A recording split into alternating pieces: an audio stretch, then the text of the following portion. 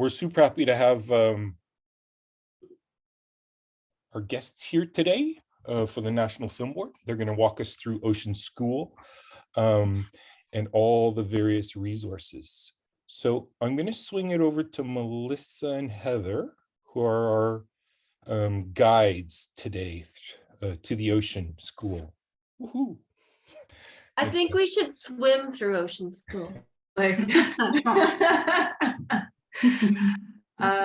everybody. Welcome. My name is Heather Lagran. I'm an education producer at Ocean School. I am actually a former teacher. I used to teach geography and social studies. I ended my teaching in the classroom in the Bahamas. I don't know why, but I found my dream job at the National Film Board working as a producer. And I do all kinds of work, building content, working with fantastic teachers like Melissa. And we're really excited today to show you Ocean School. I'm going to let Melissa introduce herself, and then I'll talk a little bit more about what Ocean School is all about. Hi, I'm Melissa Dent. I am a grade 7 teacher currently. I've been teaching for a very long time, and I've taught from kindergarten through to grade 12. My background is in art, but my specialty is in STEAM, so science, technology, engineering, art, and math. And of course, I didn't turn the phone off. Apologies if the dog barks too. I'm excited to be sharing with you today. Amazing. So Ocean School is an online resource. It's free. It's made by the National Film Board of Canada and the Ocean Frontier Institute out of Dalhousie University. We have tons and tons of content. We've been making content for about 5 years now on everything from habitats and ecosystems, biodiversity, you name it, we've got content on it. Lots of stuff. We're going to show you some of it today. And we've got tons of different kinds of content. So we do all kinds of like 360s and 360 videos, which are very immersive. We have interactive VR and AR simulations. We've got short, like 5 to 6 minute micro documentaries. So lots of different types of content. And every piece of media comes with an activity. We are not just science-based, we're interdisciplinary. So we've got content for English language arts. We've got content for science and geography and history. So you'll find all kinds of stuff and lots of activities that could be that could cover multiple subjects at one time. Did I miss anything, Melissa? No, I just wanted to harp on the fact that Ocean School is free, which is what hooked me in the first place as a teacher.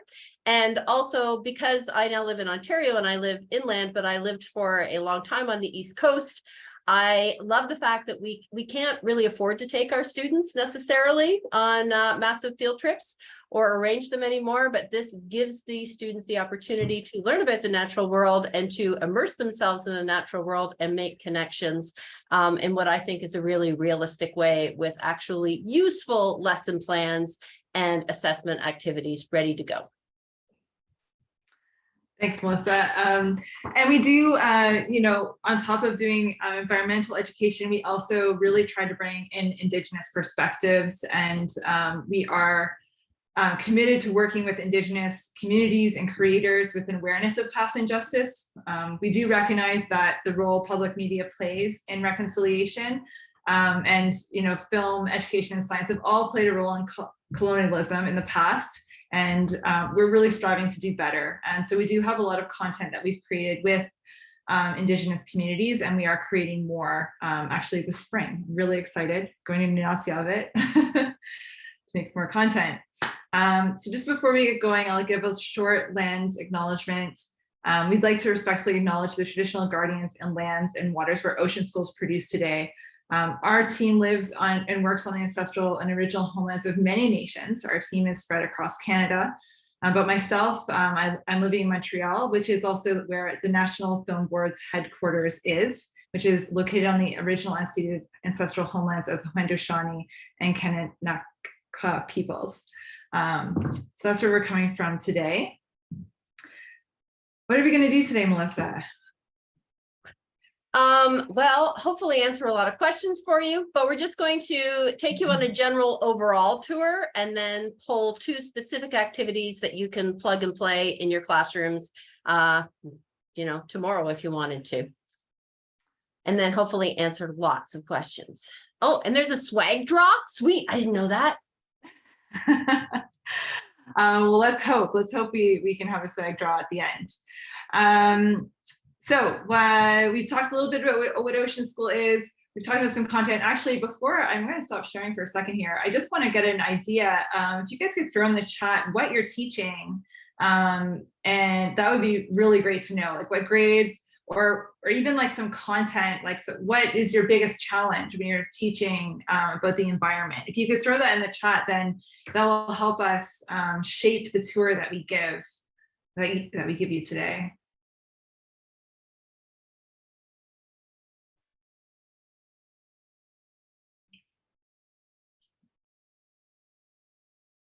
So I see 5-6 grade French immersion science. So we should mention, in case you don't know, that Ocean School is available in both English and French, so you could do a combo thing depending. Yeah. Oh, ethics, good. Oh, nice. Geohistory, science, ethics. Nice, okay. Great. We'll keep the ethics in mind because we do have a special piece about ethics. Okay, well, I'm going to get started. Feel free to keep adding into the chat. I'm going to share my screen and we're going to do a little tour. Please feel free to stop us along the way and ask questions. Oops, that's the one I want. This one. Okay, here we go.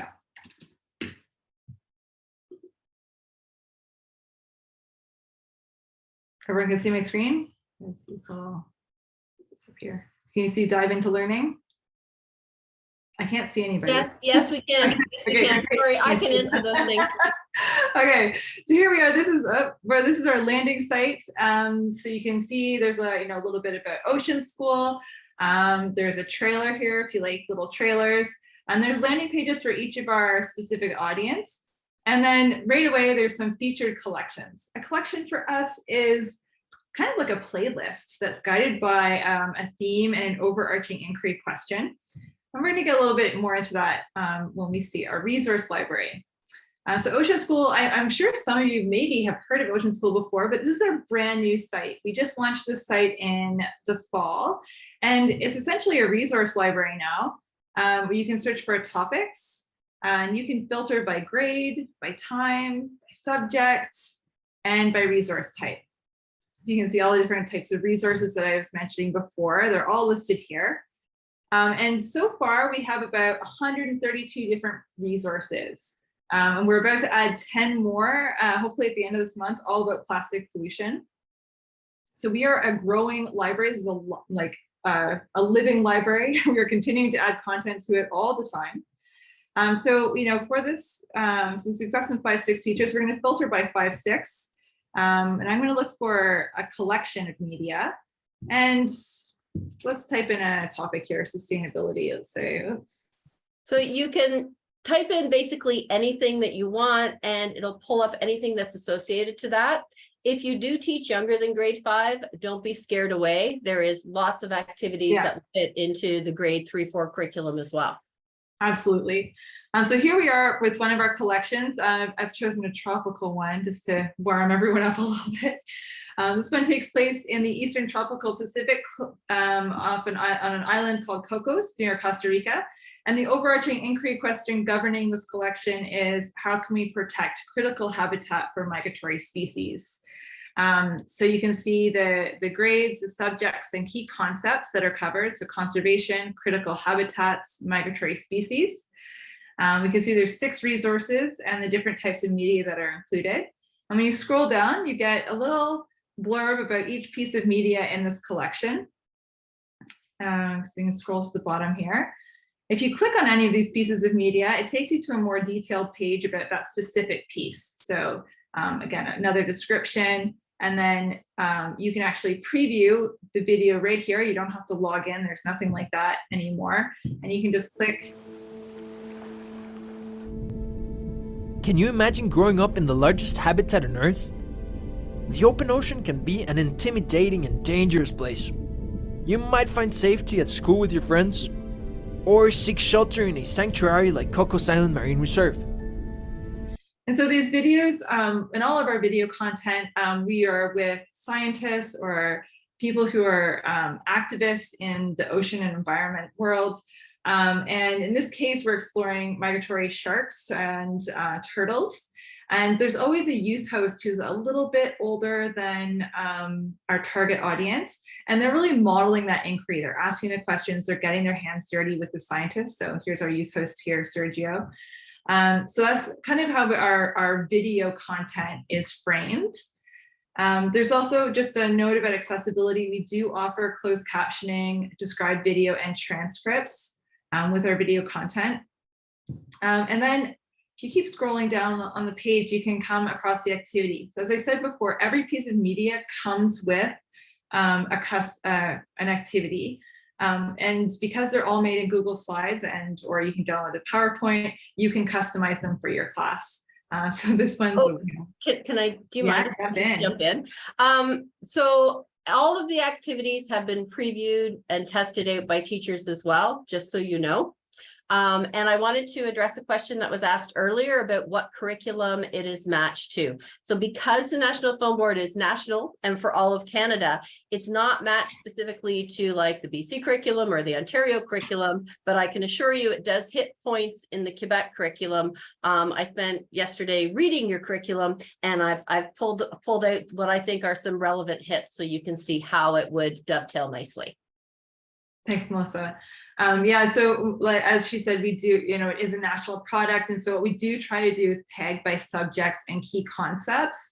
And then we do a whole load of other tagging in the background to help you find content that's relevant. So that, because it's a national product, that's kind of how we have to do it. So I just want to show you just what an activity kind of looks like. So here there's we always give like a challenge up front. So in this case, they're creating a game that will teach others about the perils faced by either a white tip shark or a green sea turtle. And then it gives them a to-do list. Whoops. So listing out the things that they're going to do. And then it takes them step by step. So giving some facts about sharks, giving some facts about the green sea turtle, and then helping them plan a game and writing out their rules. So it's basically a step-by-step activity. What's really cool is how easy this is to share with your students. If you wanted to share this whole collection with your students, you would go to Assign to Class over here. And you can actually customize this collection. So you can turn on and off anything that you don't want your students to get. Maybe you want everything, but you don't want all the activities to appear for your student. You can turn those on and off. And once you're done customizing, you can click Generate Student Link, and you can share directly to Classroom. I'll show you, you can, I'm going to assign this to my teacher advisory group. You can create an assignment, ask a question, make an announcement, whatever you want to do. And it just comes up just like this, super slick and easy. You can also share directly to Teams, or if you're working with a different LMS or email, you can just cut and paste the link and deliver it to your students however you'd like. Or you can make a copy of the template and edit it for your own needs and add or subtract whatever you would like. Yeah, you don't have to assign it as it is. You can edit it. Yeah, so you would then turn off the activity and deliver it however you'd like. This is the student view. So I'll just show you over here again. There's this little button here. You can click View as a student. And for the student, the experience is much more streamlined. So they're not getting all the information the teacher's getting.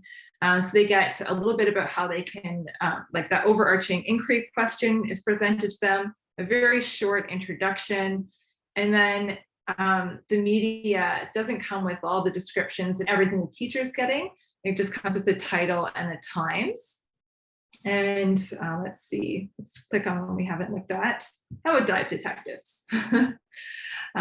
So Dive Detectives, this is a great interactive actually, but just to show you what it's like as a student. So the students can actually work in pairs. They can scan a QR code. if they're working in pairs, and that will send some information to another device. And in this interactive experience, they're learning about these 3 migratory species, sharks, sea turtles, manta rays. They learn about the scientists who've been working with them and why they're tagging them. And then they get this interface here. So they're learning they need to look for these species. There's hints about where to find them, and that there's a dive master. And if you scan the QR code, you would be the diver underwater. We're just going to do it as a single person for now. And you can take observation notes while you dive. I'll show you what that looks like. So this thing pops out. So we can dive and try to find these different species. So if you click, well, we only get 10 dives, so you have to be careful. So you can click here and you can, at the bottom, and you can get different hints about where you might find each of these species. We're gonna start our dive and go, it's reminding me I need to make observations. And if we go underwater, we're searching for, oh, there's a manta ray. We found him and we get the information. So it's Darwin, it's female, and we get how big it is and who tagged them. And when we go back above water, we want to enter the information. So the water was clear, where the bottom was rocky with corals, how many animals we saw, and then enter the information about the tagged animal. When they're done, let's move back. I don't want to do the whole thing. But when they're done, I'll show you what the activity looks like. All that data they collected is actually pushed to an Excel spreadsheet when they're done. And they get this activity that pops up at the end that takes them through step-by-step looking at their data and making some, well, basically analyzing their observations, and then they're writing a persuasive argument about why Cocos Island should be protected. Heather? Yeah. If they forget the information, can the students go back to the dive to find that information? Yes. I believe so, yes. I know they can, because my students Yeah. forget that stuff all the time. Right, okay, let's go back to, is it gonna let me? Too many things up here. So I'm gonna go back to the playlist and just show you, so I didn't want to do the entire Dive Detectives activity. I'll show you what it looks like when they finish a piece of media, so that you see how the activity links up. So let's say they've finished the video. So this page comes up and they would click go to activity, and then they choose the format that best suits them. And it comes up as a template for Google Slides, so you have to click use template and it gets added to their drive. So that's pretty much how Ocean School works. I'm curious, oh, we did have someone put in that they are teaching ethics, and I'm going to show you one of the pieces about ethics. We have this little interactive called Ethical Interventions. And I really like it because it does present some different problems that we have in nature and whether humans should intervene or not. So we have to view as a student because it's an interactive.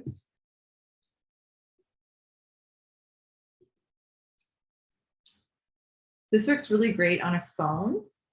So, it's asking, we're going to work through 5 real life problems and decide whether we did the right thing. So problem 1, should we move species? So it talks about cane toads and why they were brought to Australia and what the impact was. And then they have to say, decide whether we should move species to places where they don't normally live. So let's say yes. There's the second problem is, should we reintroduce species? Third one, should we rescue animals? So just different problems taking them through. And when they're done, the activity helps them dive into those problems a little bit more. So if you're teaching ethics and you want to tie in the environment or the ocean, this is a really great activity to do. Yeah, everything's available in English and French. Yeah. French. And it's also depending upon what devices you have, like it will work on Chromebooks, it'll work on iPads, it'll work on student phones. Yeah. Yeah, there's very few things there's a handful of things that won't work on a phone, but the majority of the content works on all devices. Yeah. Are there any other questions before we keep going? It's hard. I've come back to see you guys because I feel untethered. Emily, did you have a question? Actually, yeah, but maybe you're gonna talk about it later. Hi, I'm just like, wow, there's so many options. I'm thinking about Earth Day coming up in April. Would you have any recommendation for guest speaker that could come and talk to the school, and then we introduce that school wild, that program? I'm sure my colleagues are going to be thrilled by this amazing resource. If you teach ethics, if you teach science, if you teach whatever, just comprehension too, like any text, anything, ELA. Yeah, I mean, we're all about taking any subject and teaching that subject through an ocean lens. Yeah. I actually just finished producing a whole collection about plastic pollution with an organization called the Trash Team out of the University of Toronto. If you're interested in a guest speaker, feel free to message me. I think one of them might be interested. They do a lot of work in the classroom. So feel free to reach out to me, and I think they would be a great option. Because we're working on recycling, but they don't get that.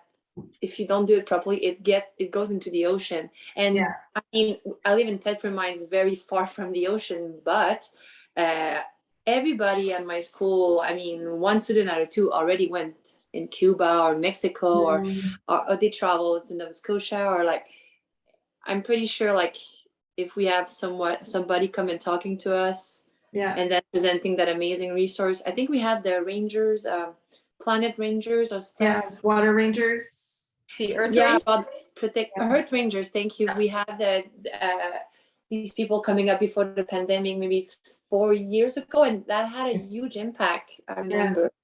Yeah.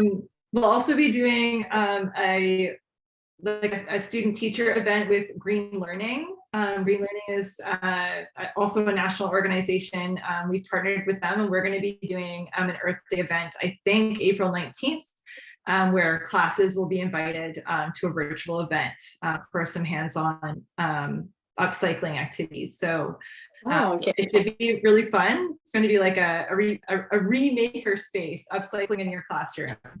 So I can share that information with Chris and his team so he can share it out among the learning teachers. Yeah, and we have budget for books or stuff. So I'm going to talk to you later. Thank you. Sounds good. Melissa, are there any other pieces? You know what? I'm going to show you one more thing before I pass over to Melissa. Before I forget, we also really encourage taking action.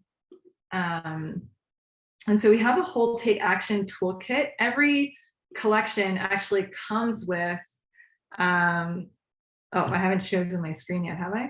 Oops, no. Nope, you're not sharing yet. There you go. There we go. Okay. All right. So every collection comes with a take action. I'm just going to go to all the ways. This is one of our Indigenous collections that we made with the Halsik and Bella Bella. But I'm just going to show you guys what a take action looks like. So at the end of all of our collections, we have this piece of media. And started. I'm just going to preview it here in the teacher space so you can see what it looks like. In this case, there's a little video that tells, it's like a call to action with our youth host who's like, we've learned all these amazing things. This is what I'm doing. What can you do? And then we spotlight someone taking action. In this case, we spotlighted our youth host, but we don't always. Sometimes it's someone in the community where we worked, showing what they're doing.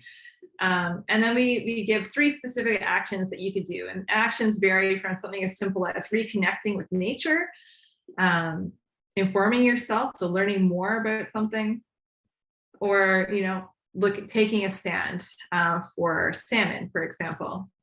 And we have a Take Action toolkit. And this toolkit is really cool. I'm going to show you. It's growing. We're building it with lots and lots of tools. So the Take Action toolkit takes students through step-by-step, identifying a problem, telling what they're going to do, who should participate, and then planning out all the tasks they need to do to complete that action. But what's new about this toolkit is that we've added this whole kit of step-by-step guides. So let's say they decided they want to create an infographic about to help educate others about a problem. This takes them through step-by-step what makes a good infographic and how to make their own. We've got how to write a love letter to the ocean, how to create a social media campaign. We've partnered with Oceanwise on the West Coast to do a shoreline cleanup step-by-step guide. So lots and lots of resources to help students and teachers take action. And this really helps get the learning to the next level, leaving the classroom, moving it to the community. And if you have ideas for other actions you'd like to see, we're open to those. We will be adding how to make your own video or digital story. We're going to be adding how to be an artivist, so using art for change. So lots of cool actions that are going to be added soon.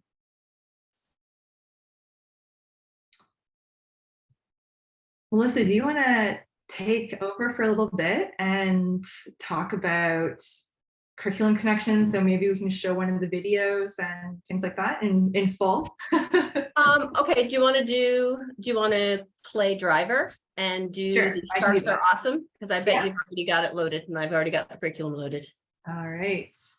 But I wanted to say, don't discount the local connections as well. Like we just had a group in Sarnia, where I am, come in and talk to the students about, what recycling looks like in Sarnia and the proper way to recycle. And they did little tests about, okay, guess how long would it take for this to break down in the system? So double check and make sure that you haven't got local people there as well that would be willing to come in. Good idea. Okay, if you have your device, your phone handy, and you want to mute and watch this yourself, it is a 360, so you can actually scan this QR code and watch this on your own device. So I do this in the classroom with students with just Google Cardboards, which are the cheapest version, although, we have other things as well. But you may have students who are sensitive to movement, so it can also be done just on the screen. Okay. So do you want to play it on the screen? Yeah, I'm going to play. I'm going to play it. Yeah. It is a 360, so it's not as cool on the screen, but we'll try it.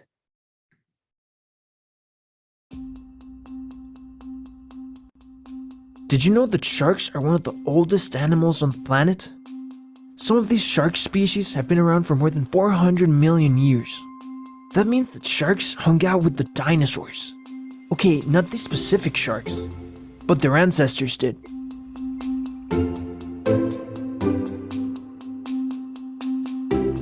Silkies, Galapagos, blacktips, and hammerheads all call the eastern tropical Pacific home. See how many different types you can spot. You can tell them apart by their size, shape, fins, color. Hammerheads are one of the easiest to pick out.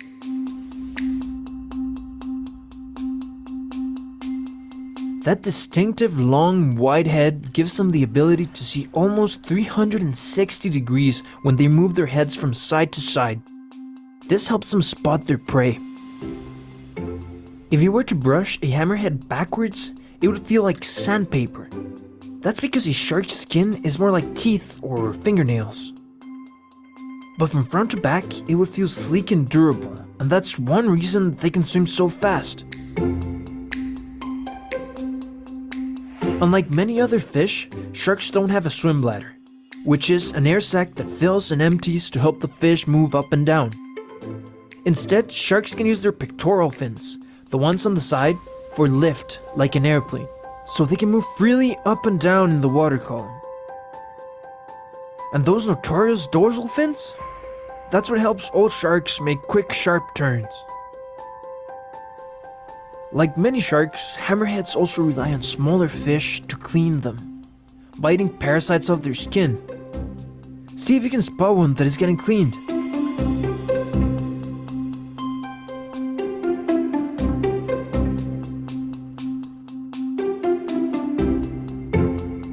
It's a myth that sharks can detect blood from kilometers away.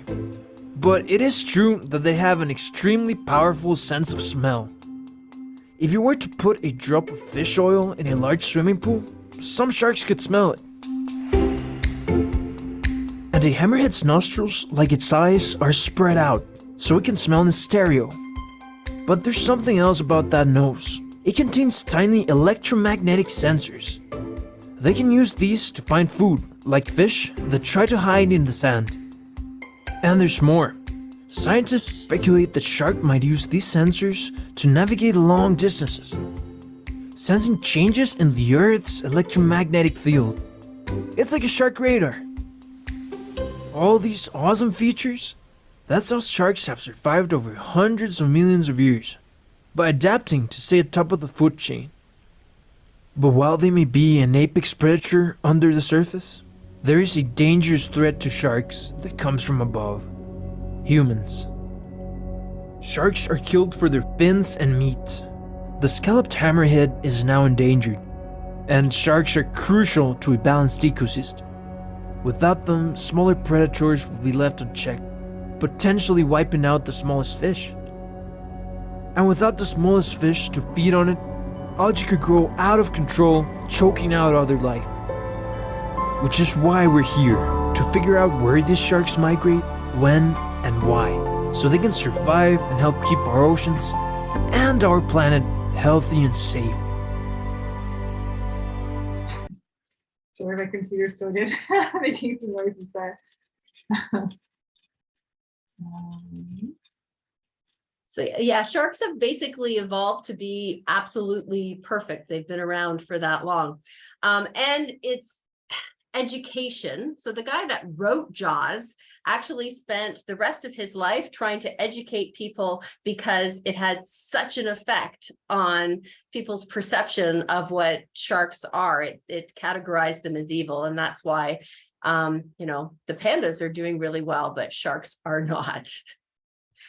So I hope you can see the curriculum connections that you can get from that particular activity. There's a build a comic that you can do with it. Do you want to show them that activity?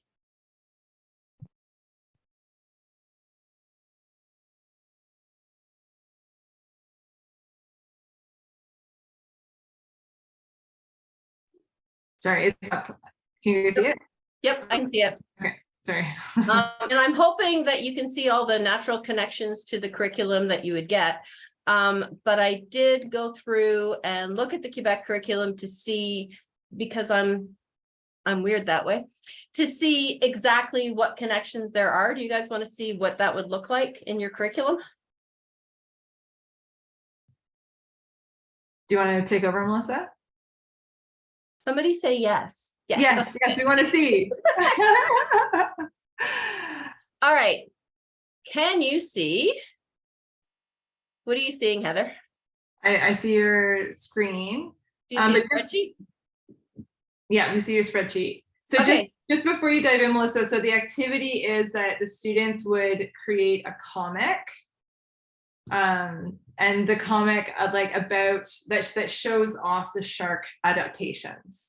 And we give them like some little assets. So we give them a few shark images and some facts about sharks, and then we give them a template for the comic. Go ahead. Yep, so I took all of the language arts and went through and just highlighted some things that I would consider as part of this activity as meeting that particular curriculum expectation. So you can see, visuals that convey information, uses visual elements of perspectives in drawings. And then of course, in the science, you can see describes the shape, color, and texture of an object because it does talk about the sharks. It also talks about the movement of the sharks and how they move around in the water. And then I think there was a few other ones that I pulled as well. So all the ones in yellow were specific to the sharks, describing activities connected to the metabolism of living things, how they transfer the energy, growth, maintenance system, bodies, explaining the sensory functions of certain parts of the anatomy, which is also mentioned particularly in the hammerhead.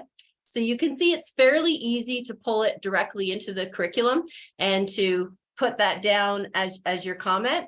And then the other thing, do we talk about, we haven't talked about the UN sustainability goals, eh? No. Can you see the UN sustainability goals? So I'm assuming that many of you are also exploring these in your classroom. Am I right? Am I wrong? We're doing this in Ontario. Are you guys doing it in Quebec as well? So what I did was I linked these to an easy video, like a 1-minute video of what each sustainability goal is. This is a graphic that shows the importance of these particular sustainability goals, which I feel like this activity centers on, which is climate action, and then life below water. So you're meeting these sustainability goals and the kids are learning about them at the same time. And you can see how important, if you look at this overall graphic, can you guys see this or is it too small? Want me to go big? There, does that work? Yep. Okay, so you can see how important the underwater sustainability goals are to meeting all of the sustainability goals. And then the other thing that I think I do with my students, and I feel like we have it somewhere in here, is I put together a little extension activity. It's linked, Melissa, on slide 15. It's linked. Thank you. All right, so here's the extension activities. My students want to know how to draw sharks before they do the comic. So I just did a couple of quick little how-to videos directly from Art Hub. And then they have to create their own shark afterwards with adaptions. Like what are their behavioral adaptions and what are their physical adaptions? Do we have any questions or comments? And then I made a rubric in case you want one, because so that if you wanted a particular rubric, you could just pull and change it as you needed to. We can share the slide deck with you guys, so you'll have all the links to these materials. Any questions about any of that?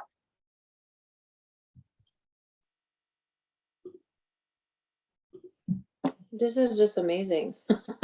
And the rubric is there. I mean, Well, for me, I mean, I love that Ocean School was free, but what really hooked me was I didn't have to do any of the work. That here's my curriculum, here's my expectation, and I can teach kids about something that I'm very passionate about myself, right? Which is the importance of the ocean, how it's 70% of the world, and they need to learn about these things. So having all of the activities, and if you don't want to use them exactly as they're presented, I mean, of course, we're all going to change it up according to our own teaching style and needs. And then the UN sustainability goals, because, well, that's one of the things that we're looking at in the classroom anyway, especially in our geography. Debbie had a question. What app are they creating the comic in? You can use different applications if you want, but you can also just use the Google template that's been provided. In this case, I had them draw the comic out. So they can create it in an app if you have the apps available. You could use like Tazaki School Sketches because that's free, right? Or you could even use Google Auto Draw if you wanted to. But I wanted them to draw it themselves because I was getting a media mark from them as well. Perfect. And then the other one I think we were going to look at was Love Letter to an Ocean. Do you want to show them that? Yeah, I'm going to. I'm going to stop sharing. It's just been buried in my tabs, so I'm going to have to find it again. So this piece is a little bit different. This video is called "A Love Letter to the Ocean," and it is about how all life depends on the ocean. And we made this piece in collaboration with Helen Scales, who is an amazing scientist, but also author. And so we collaborated with her, and it's actually David Suzuki's daughter, Sarika, who's narrating this piece. And we had a lot of footage provided from the Haka Institute. Anyway, it was just this beautiful collaboration. It brought together a lot of people, and it's a really nice piece to show why the ocean is so important for all of us. All right, I still have to share my screen.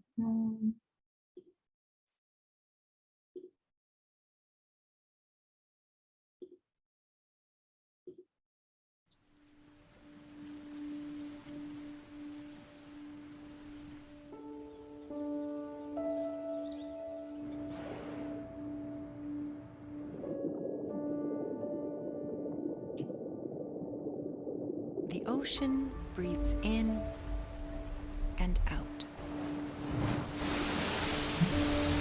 like the rhythm of the tides,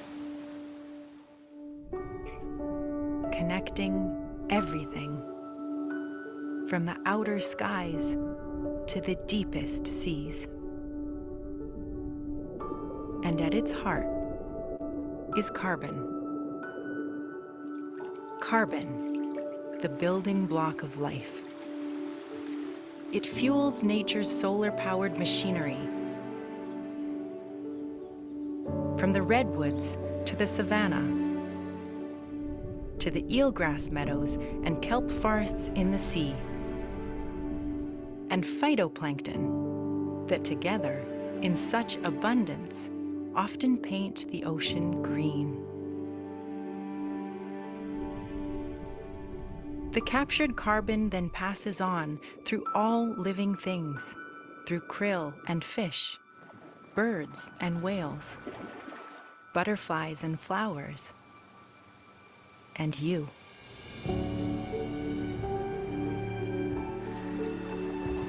Most living things hold on to carbon only briefly. Every time we exhale, we let carbon go. When life ends, carbon floats up into the sky or settles down, buried in the soil. But in the ocean, things are different.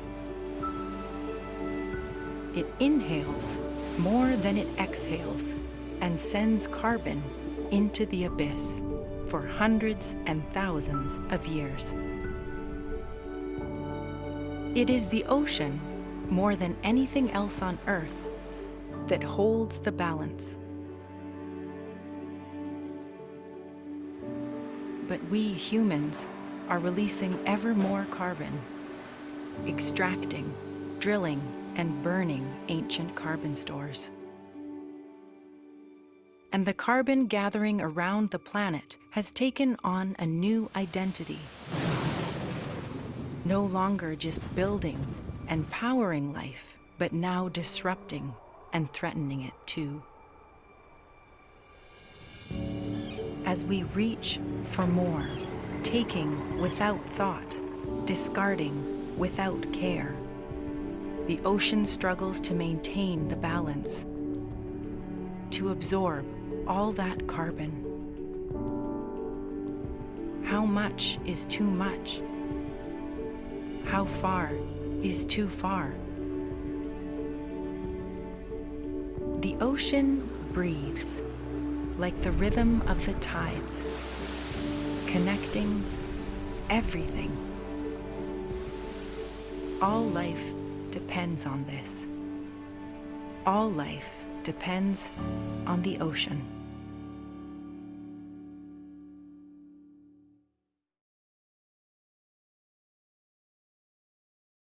Yeah, the videos are absolutely stunning, and they're an excellent example of good media, right? So if you wanted to be teaching media and how to construct media, do you want to see all the curriculum connections to that particular one? The activity, Heather, do you have the activity ready to go? Yes, yes, there is, Christine. The question is there a space for schools to share projects and work inspired by Ocean School?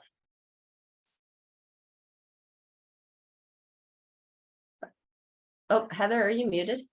No, my computer audio disconnected. So I didn't hear anything you just said. Okay.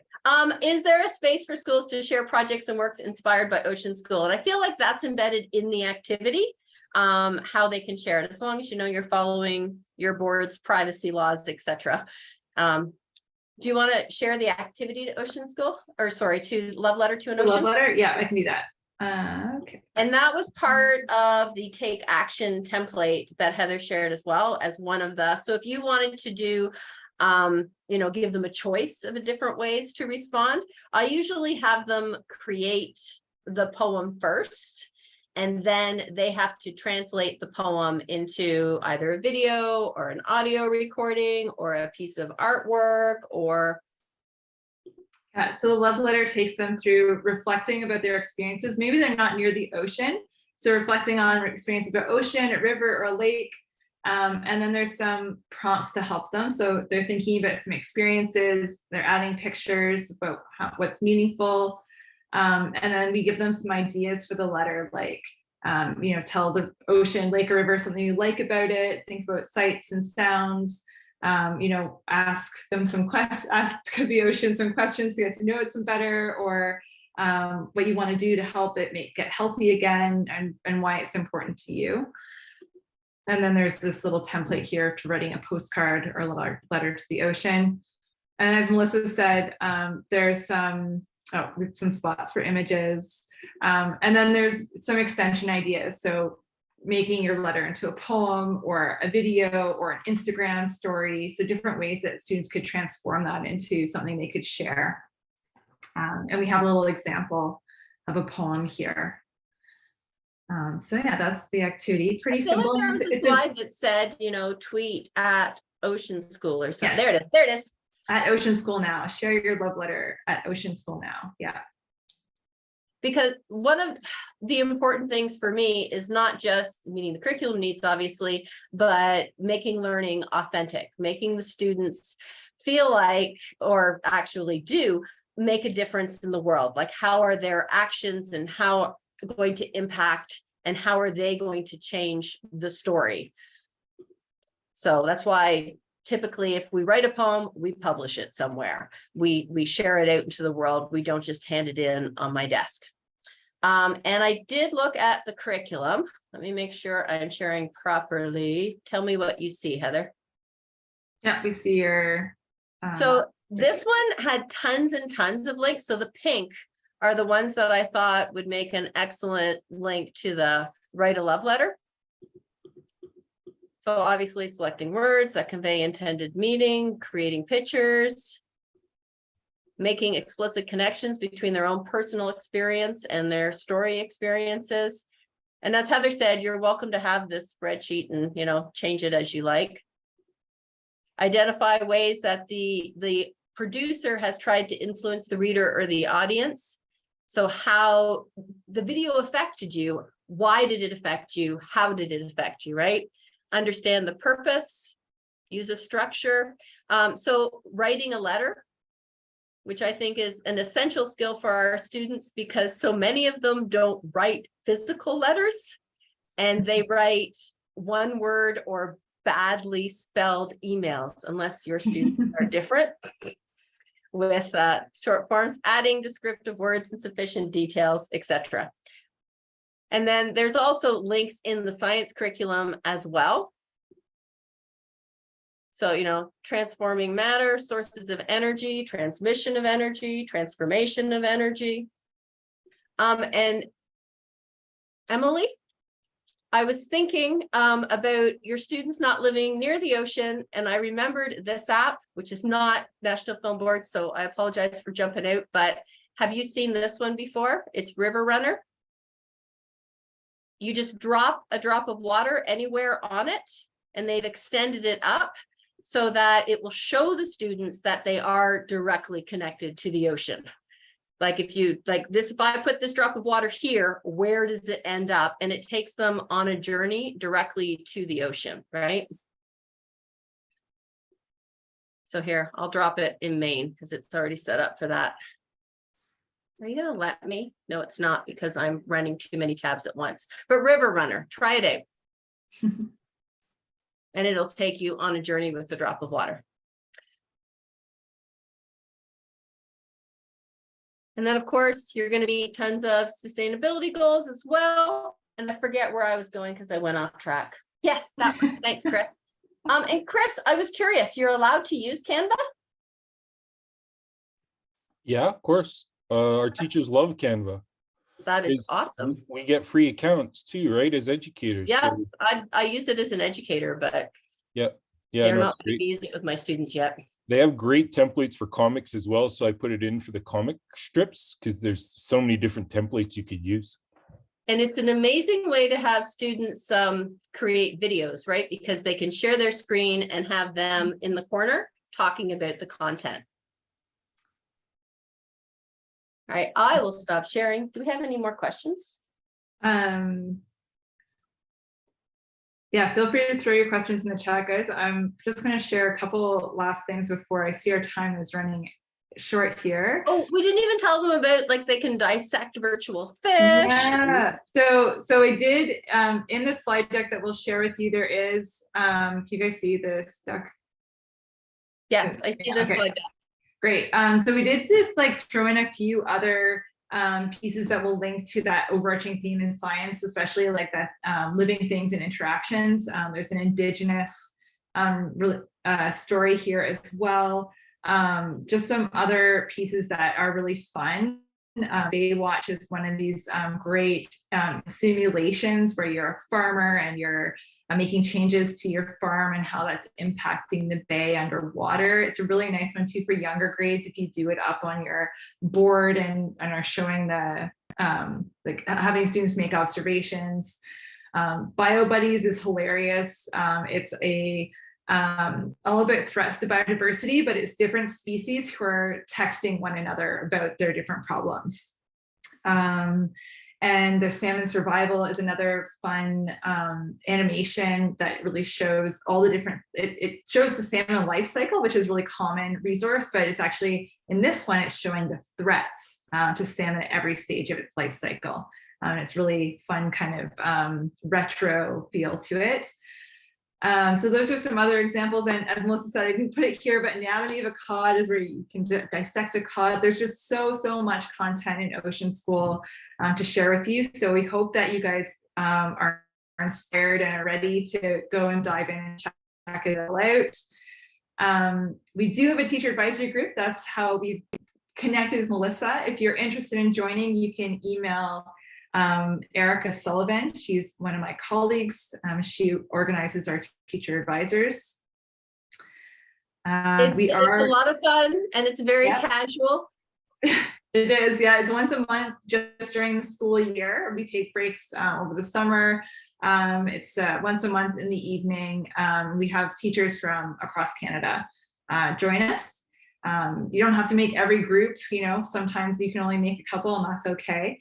And we do all kinds of different things together, from giving advice on our platform and how we deliver content to testing content in our class, in your classroom, giving feedback so you have a direct impact on the content that we produce. Yeah, and you get early access to stuff when they're trying it. Yeah, that's true. So Melissa's already got to use all the plastic content in her class. And then just, you know, this is our education team. So myself, my colleague Emily and Erica, and right now Stephen, who's also on this call, is our intern. So we all work together to make this content happen. And that's all we have for you guys today, unless there are more questions. I remember when we first met on your site, I think there were Indigenous translations as well that were in some activities. Do you mind showing that? Sure. So in, well, now I'm going to share my screen. In our content that we made with the Health Sick, we did work with elders to record some content, to record some of the Indigenous words. So I'm just going to quickly go to one where I know.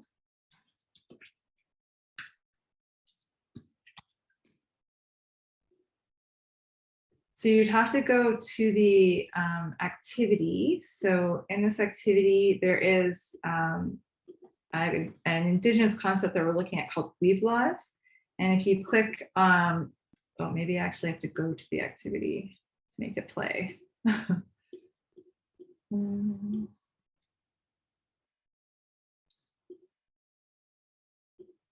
This is a beautiful video. This is one of my favorites.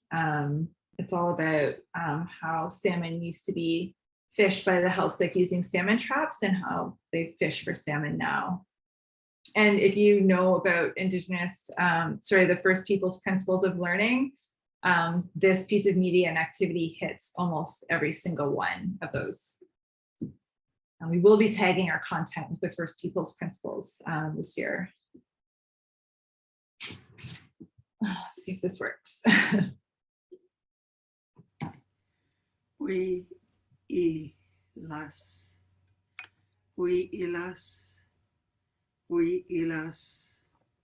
laws of our ancestors. So that's an elder speaking what that word is and what it means, weave las. So it's really nice for helping students engage with an Indigenous language. And we'll probably do something similar with Inuktitut, with the content that we make in Inutsiavut. So this activity is really nice. They learn a little bit more about weave laws and their principles of respect and reciprocity. And they reflect about what reciprocity means to them and what a reciprocal relationship can be. And then in the end, they're doing a concept map to show what giving back to nature can look like.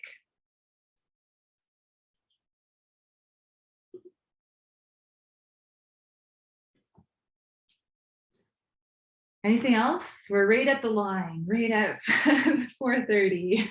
Really great resource, guys. Thanks for sharing this out.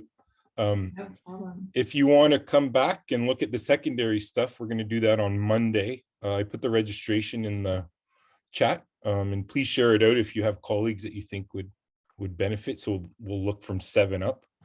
But I want to thank you guys, Heather and Melissa. Thanks so much for coming in, joining us. I saw a lot of eyes get large at points. So it's really cool what you have to offer here. So I appreciate it. Thanks so much. Chris, I'm also going to share with you, which you can share with your network. We are going to be doing 3 webinars well, 4 actually in April. They are going to be focused on our plastic content. They're going to be micro webinars. So we're going to try to keep them like 30 minutes max, where we just we'll do a quick tour and then dive into one piece of content and look at it really explicitly. So it's really cool interactive content all about plastic pollution. So we hope to see you guys there. There will be 2 in English and 1 in French, and I'll pass all the information to Chris so he can share it out. Yeah. And what I'll do, guys, is I'll send you an email tomorrow with the link to the video if you want to watch it again or get to a spot where you want to know more info. I'll put all the links that came through the chats as well. And if Melissa, you're willing to share your Excel on the connections to the curriculum, that would be yeah, I put it in the slide deck and I made you a bit.ly for it as well. Chris, I will send you the slide deck, like a shareable version of the slide deck that you can share out, because all the links will be in there to Melissa's materials. Cool. So everybody can expect a present tomorrow. I put a real quick little evaluation, guys, it will take you less than 30 seconds to do, just to kind of get your feedback a little bit so I can share it with our our players today. Heather, and- what's the swag? Yeah, so I just put all of your names into a random name picker. And Cynthia, your name was picked. So we are going to send you some swag. I believe I'm hoping that we get the hats soon and we can actually send you an Ocean School hat. But if not, you'll receive a little notebook and